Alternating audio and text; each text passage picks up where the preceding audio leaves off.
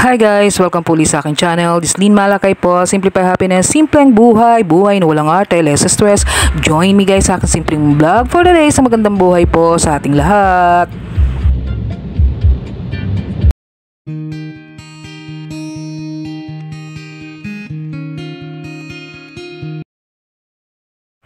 So ito nga guys, ayan tayo ay pauwi na nito guys. Galing tayo ng night duty. So yan, imagine niyo, I am 53 years old, still po nagna-night duty. So guys, ang hirap talagang kumita ng pera. Opo, ang hirap po talagang kumita ng pera. Alam niyo guys, thankful po ako kasi po ako po ay may trabaho sa aking edad na 53 years old.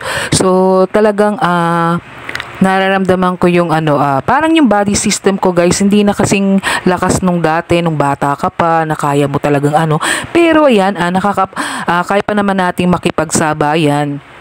Kasi guys, ang hirap lalo na kung night duty ka, parang talagang ilang hours lang yung tulog mo, tapos magwo-work ka na naman. So, mahirap talaga guys kumita ng pera. So, alam nyo, maraming klase ng trabaho talaga guys. Makikita mo yan minsan sa kalsada, makikita mo sa araw na buhay mo guys.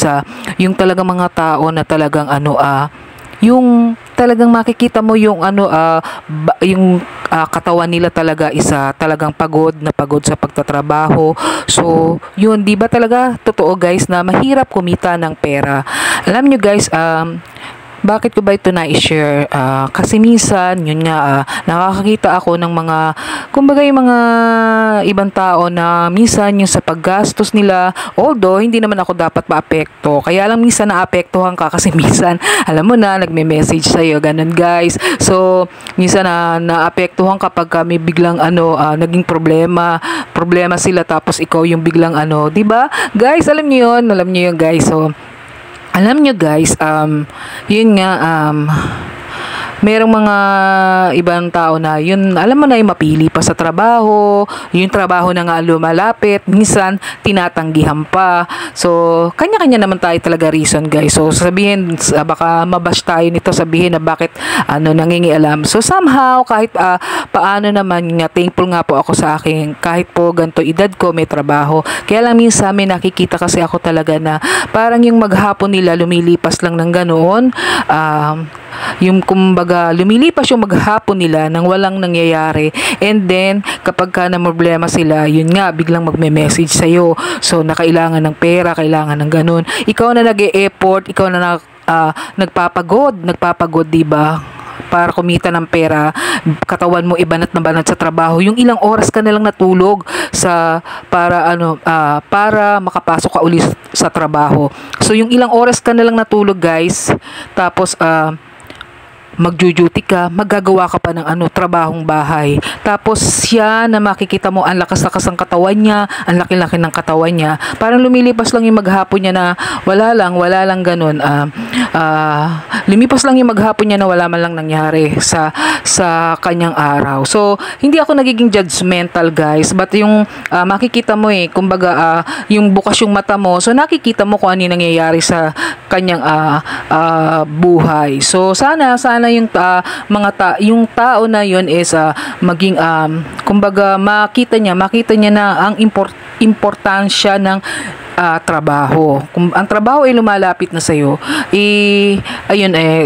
kumbaga, wala ka namang ginagawa. Why not na i-grab mo, diba guys? So, saludo rin ako sa yung may mga edad na nakagaya ko, yung mas, pa sa akin, mas may edad pa, na nagtatrabaho, nagsusumika para kumita ng pera. Kasi guys, ramdam natin, hindi lang naman dito sa Pilipinas, maging kahit sa ibang bansa, minsan, yung inflation na tinatawag, nararamdaman mo talaga guys.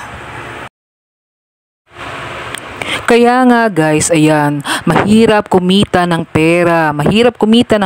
Kaya iyon, pahalagahan natin ang bawat blessing na dumadating sa ating buhay.